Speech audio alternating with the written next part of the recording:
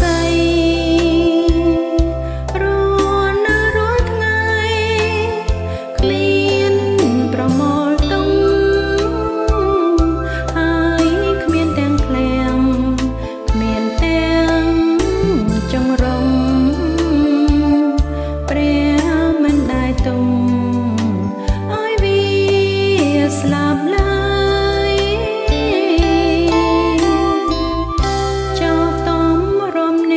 ជាកូនព្រះអង្គគ្មានអ្វីដែលត្រង់មិនអាចផ្ដល់ឲ្យចូលជាប់នឹងទ្រង់កុំបងឡើយព្រះជ្រាបអស់ហើយអ្វីនាងត្រូវការ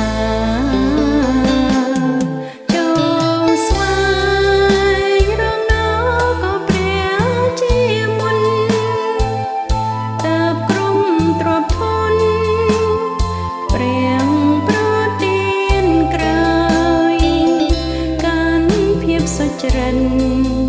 កុំបងឡើយអធិដ្ឋានហើយនឹងទូលអង្គចូលកុំខ្វល់ខ្វាយពីការហូបអ្វី